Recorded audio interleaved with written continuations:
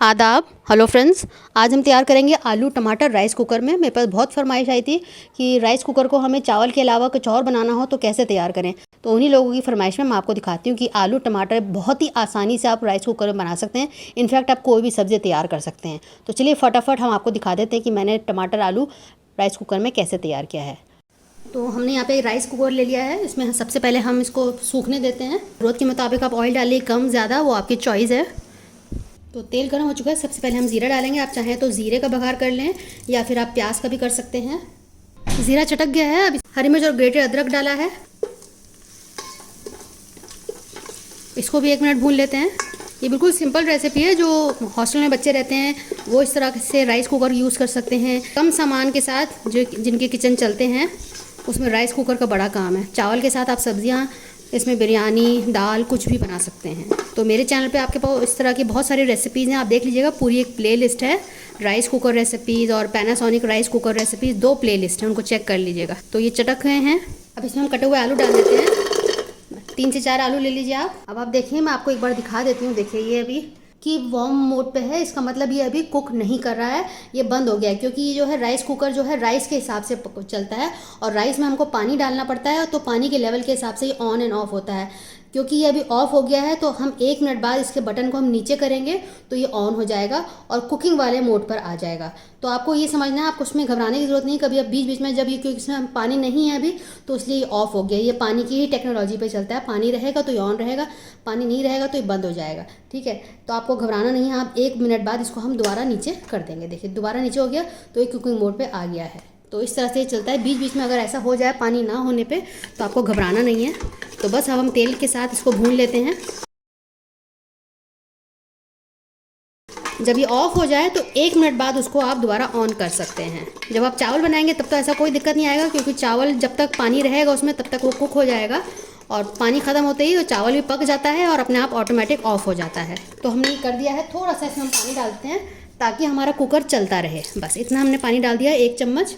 और 1 से 2 मिनट हम तेल में ज़ीरे के साथ और अदरक के साथ इसको भून लेते हैं, हरी मिर्च के साथ। 1 मिनट इसको हम ऐसे ही छोड़ देते हैं। अब आप देख सकते हैं कि किस तरह से ये पक रहा है। देखिए आवाज़ आ रही है ना आपको बुलबुले दिख रहे हैं, तो ये कुक होना शुरू हो चुका है। 1 मिनट इसको हो गए हैं। ½ टीस्पून नॉर्मल लाल मिर्च, 1/4 टीस्पून हल्दी, धनिया पाउडर 1 टीस्पून, 1/4 टीस्पून काली मिर्च डालना है क्योंकि थोड़े ही आलू हैं। 1 टीस्पून कश्मीरी लाल मिर्च कलर के लिए। नमक डाल देते हैं।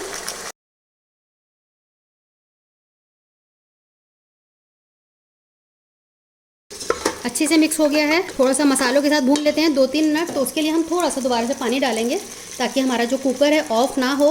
तो बस इसको हम रख देते हैं ढककर 3 से 4 मिनट के लिए मसालों के साथ भूनने के लिए। बाकी इंग्रेडिएंट्स हम बाद में डालेंगे। चलिए अब खोल कर देख लेते हैं। 5 मिनट हो गए हैं। देखिए पानी सूख गया है, तेल ऊपर आ गया है, अच्छे से भुनाई हो गई है। देखिए तेल रिलीज़ हो चुका है। अब इसमें हम टमाटर का पेस्ट डालेंगे। 2 टमाटर पीस के मैंने इसमें डाले हैं। अब इसके साथ भी भून लेते हैं। अभी तक ये एक बार भी बंद नहीं हुआ है राइस कुकर, क्योंकि इसमें पानी था। अब हमने इसमें टमाटर डाल दिया है तो भी अब बंद नहीं होगा। बस 2-3 मिनट टमाटर के साथ भी भून लेते हैं अच्छे से। आप चाहें तो इसमें लहसुन अदरक का पेस्ट डाल सकते हैं, प्याज से बघार सकते हैं, मिर्च मसाले आपको अपने हिसाब से डाल सकते हैं। बस मैं आपको ये दिखाना चाह रही थी इसमें कि राइस कुकर में हम कैसे तैयार करते हैं, क्योंकि लोगों को समझ में नहीं आता। अरे ये तो ऑफ हो गया, अब इसमें हम कैसे बनाएं। तो बस आपको थोड़ा सा पानी डाल देना है और फिर ऑन कर देना है तो ये हो जाएगा ऑन। तो 2-3 मिनट हम दोबारा से इसको ढक देते हैं और पकने देते हैं टमाटर के साथ। अब देख लेते हैं इसको। देखिए टमाटर भी अच्छे से भुन गए हैं, तेल ऊपर आ गया है। अब इसमें हम पानी डाल देते हैं गलावट के लिए। थोड़ा और पानी डालेंगे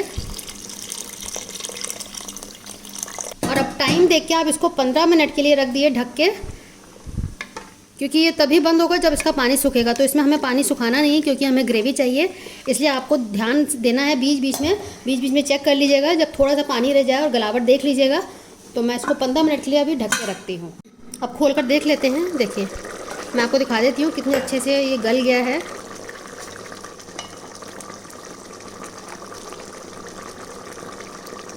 ये देखिए अच्छे से, बहुत अच्छे से गलावट हो चुकी है। अब हम क्या करेंगे, कुछ आलू ले लेंगे और उसको मैश कर देंगे। उससे क्या होगा कि ग्रेवी जो है ना गाढ़ी हो जाएगी। बस आपको सिंपल ऐसे कर लेना है।